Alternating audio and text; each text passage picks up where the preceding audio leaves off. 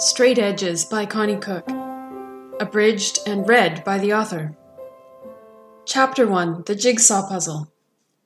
Some time ago, an idea occurred to me that seemed like revelation. It's revolutionized my perspective on life. And what is this revolutionizing revelation? It is this. We're living on a giant jigsaw puzzle. I can hear what you're thinking. Right, you're thinking. I have those kinds of revelations all the time, in my wildest and weirdest dreams.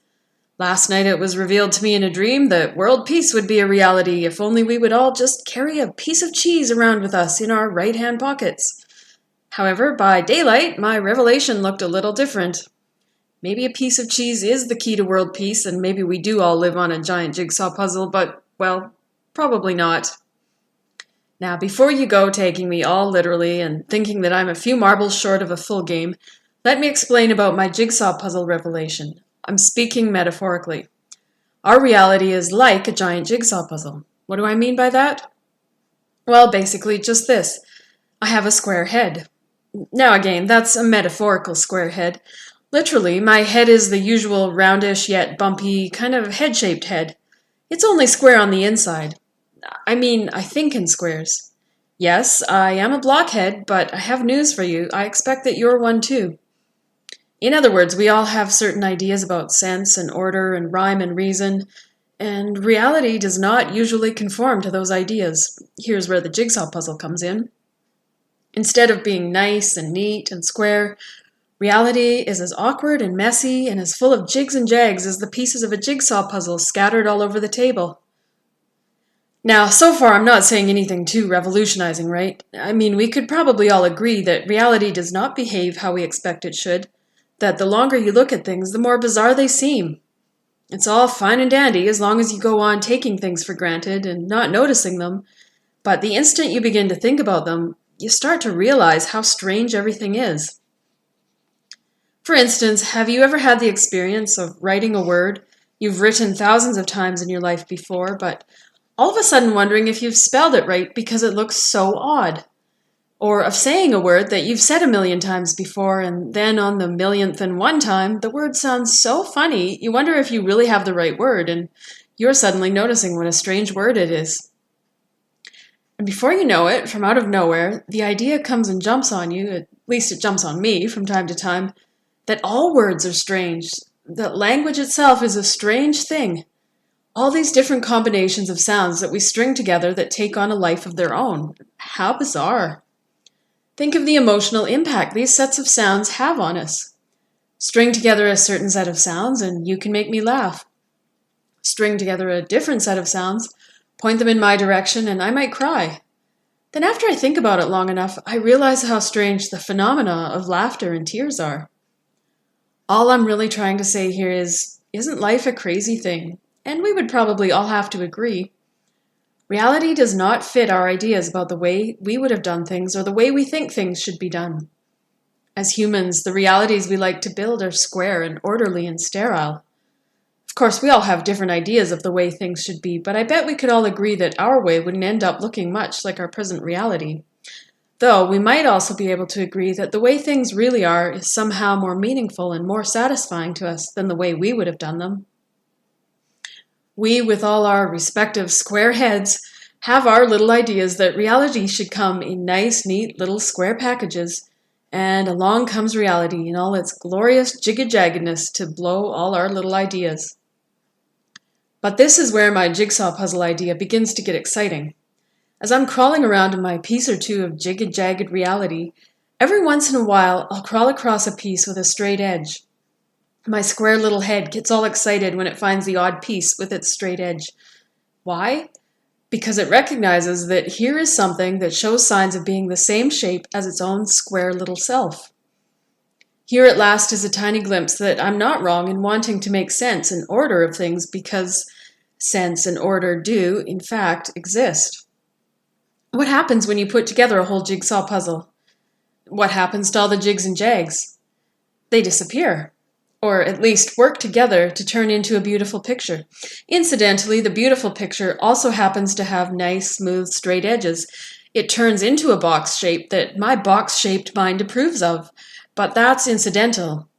The point of a jigsaw puzzle is that it turns into a beautiful picture. That it happens to be in a nice, neat square is beside the point. So when I find glimmerings of sense and order and rhyme and reason in my own piece or two of present reality, I take heart. It tells me that those straight edges I see are there because ultimately things will turn out square. There's nothing wrong with the fact that my head is square. It seeks to make sense of things only because things will ultimately make sense. The problem with my little square head is not that it's too square, it's that it's too small. It can't see the big picture. So I have to content myself with my piece or two of reality and rejoice in the fact of the straight edges that tell me that there is a big picture. Sometimes I even catch a faint hint of what that big picture might look like. And then the fact of its squareness gets lost in the fact of its beauty. There is a danger in having a square head. The danger in trying to make sense of anything is that it soon becomes trying to make sense of everything. And here's where my jigsaw puzzle idea gets revolutionizing. What if my square little brain could have its own way when it first encounters all the jigs and jags on my few pieces of reality? It would like to take all those individual pieces and turn them into nice, neat little squares that conform to its own ideas. It would saw off all the jigs and the jags and sand them smooth until all that's left are nice, neat little squares. But what then? All I'd have is a collection of nice, neat, pointless little squares that would never make anything of beauty.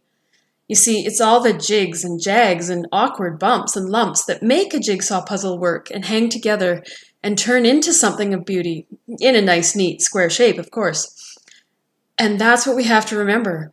Ultimately, I believe things will make sense. But if we try to make every single piece of reality fit the piece or two we have put together, or try to make every piece smooth and straight, or in other words, try to make all of reality to conform to our ideas of sense and order, we're bound to come up with something that's not going to work. Nothing wrong with the fact that we have ideas of sense and order, but we have to remember that our heads are small. We can't see everything there is to see and know everything there is to know. It's not a good idea to shrink reality so that it fits into our little 6 by 6 inch boxes. We're bound to come up with something that doesn't work and won't hang together. I know that's my tendency and temptation, to want to make sense of everything. There will be times when I'd rather say anything other than I don't know. It's probably a good idea to resist that temptation. I think I've done the best I can to explain my revolutionizing revelation to you. It's my way of letting you know why I'm setting out to write this book. I get excited when I run across a straight edge and optimistically imagine others might like to hear about it. Believe it or not, my jigsaw puzzle illustration is one of my straight edges. It reminds me that it's okay to look for sense and order and rhyme and reason, that ultimately things will make sense, but also to remind me that it's okay that I can't find it on all occasions. I find my jigsaw analogy helps me with that balance, so I'll start off with it in case it might be helpful for you too. Now, I have a few confessions to confess to you, and then we can start off together examining my first straight edge. Before we get any further into this book, I want to get a few things off my chest. I don't want anyone to get halfway into this book and think to themselves, I've been tricked. This is a religious book. I don't read religious books. So, confession number 1, I'm a Christian, and I'm writing this book as a Christian about Christian things. I did tell you that I was going to be writing about all my straight edges, so it's unavoidable that I write about my beliefs as a Christian, seeing that's where things begin to make sense for me.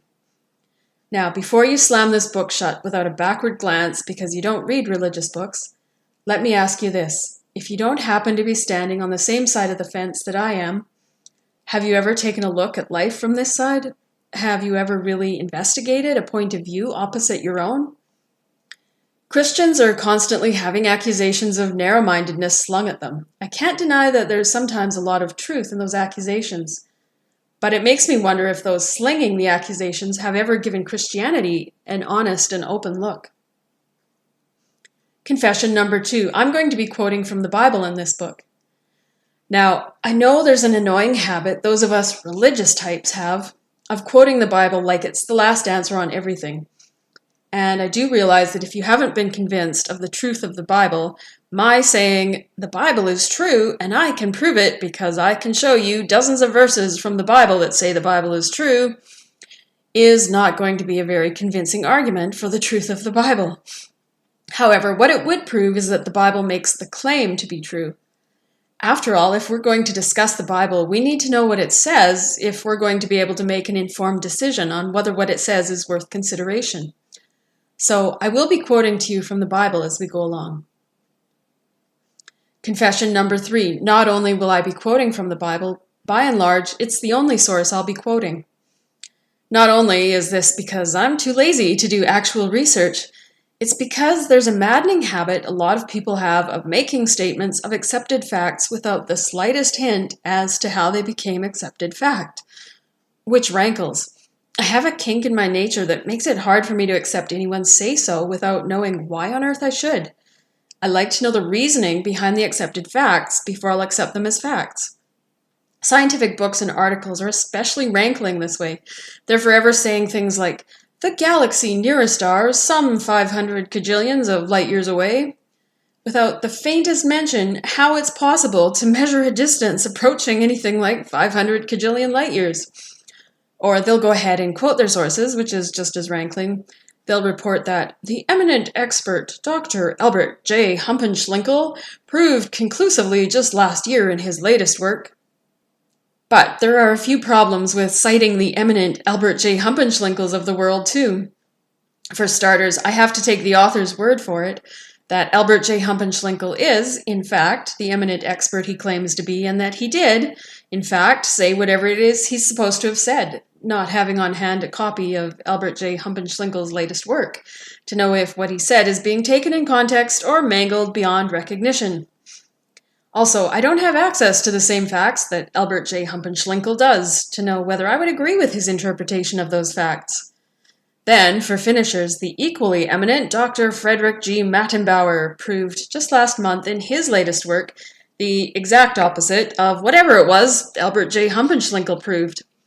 If the eminent experts can't even agree, how should I know which one to listen to?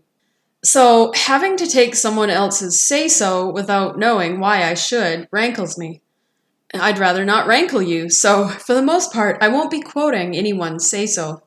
The kind of facts we'll be working with will be common knowledge kind of facts, and most of my knowledge is extremely common. The kinds of facts based on observations anyone could make or open up the newspaper and read, or hear in a high school classroom, that kind of thing. We'll be talking mostly about what can be apprehended by our own 6 senses, the 6th being common sense.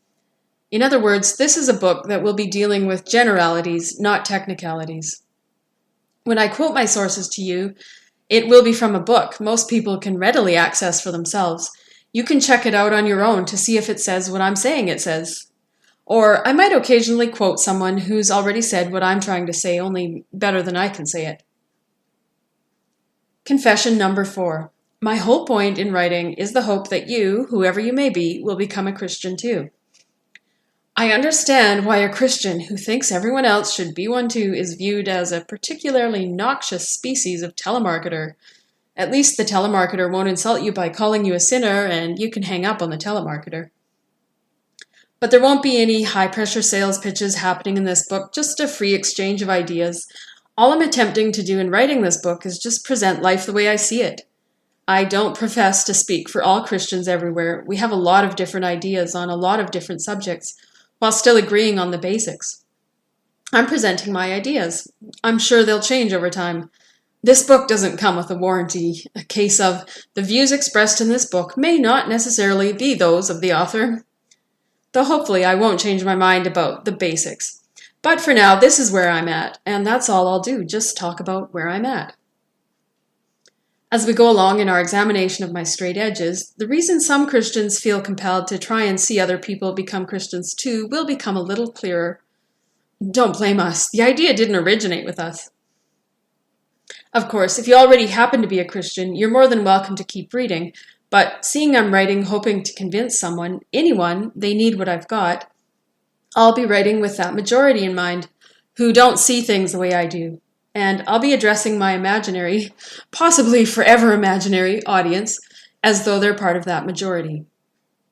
Confession number 5. I'm not capable of convincing anyone of anything. Am I contradicting myself? I just said that my whole point in writing was to convince someone, anyone, they need what I've got. Now I'm confessing that I'm not capable of doing that, so why bother writing? What I'm saying is that there's no power in anything I might say that could convince anyone of anything. I have no power to change minds or lives. All the power is found in the source I'll be quoting, but a lot of people have a lot of mental barriers put up against that source. If anything I say could help poke a hole or two in a mental barrier so the power of the message I'm writing about could wriggle through, then that's why I'm writing. I'm only here as a hole poker. I'd like to bring you to the source. That's all I really hope to accomplish. All right, I think I'm out of confessions, so if there's no power in anything I have to say and all the power is to be found in the source and the message I'm talking about, maybe we should get on with discussing what that message is that will be the topic of this book. The Christianity most people are familiar with, and the Christianity I learned from a tender age sitting in a little wooden chair in Sunday school class, goes something like this. God made people, and He loves them. He wants everyone to go to live with Him in His beautiful place when they die. But people do bad things called sin. Because of people's sin, they can't go to live in God's beautiful home with Him. Because of their sin, they deserve to go to a bad place instead when they die, but God had a plan for how He could make it so that people could go live with Him in His beautiful home. He sent His Son, Jesus Christ, who is really God Himself, to earth as a human, and people killed Him. But that was all part of the plan.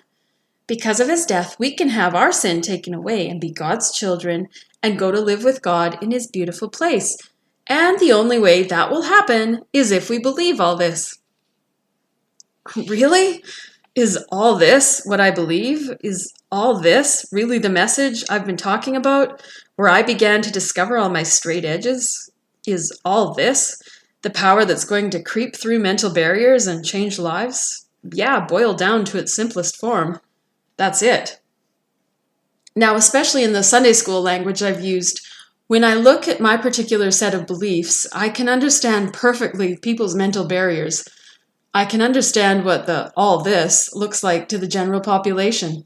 That point of view is the obvious one, and there are some obvious questions to be asked. But don't assume that because there are questions, it means there are no answers. In fact, it was in seeing some of those obvious questions and looking for answers that I began to see some of my straight edges. I'm glad there are some hard questions to ask at my own point of view. If there weren't, if the package was too neat and there were no jigs and jags, it would make me suspect that the whole thing was man-made. In the end, it wouldn't hang together. So, contained within the all this are the main points that I want to address in this book. First and foremost, the obvious place to start is with this idea of God. That's the foundation for everything. Is there a God? And if so, what is this God like? Does He really love us? No point talking about any of the rest of it if we can't agree that there must be a God. Then there's this topic of sin or evil. If God is everything He's supposed to be and created everything good, what went wrong? Why is the world such a mess? And along with the topic of evil, this matter of heaven and hell. After all, if when we're dead, none of this makes much difference, does it? I might as well save my breath, or I mean my ink, writing, and you might as well save your time reading if this life is all there is. Then we'll have a look at the book where all these ideas come together, the Bible. And then we'll talk about the one who all the fuss is about, Jesus Christ. He's the culmination of all the rest. Everything hinges on Him. All right, I've told you what I hope to accomplish through writing this. I've told you what I can't hope to accomplish. I guess I'd better get on with trying to accomplish what I can.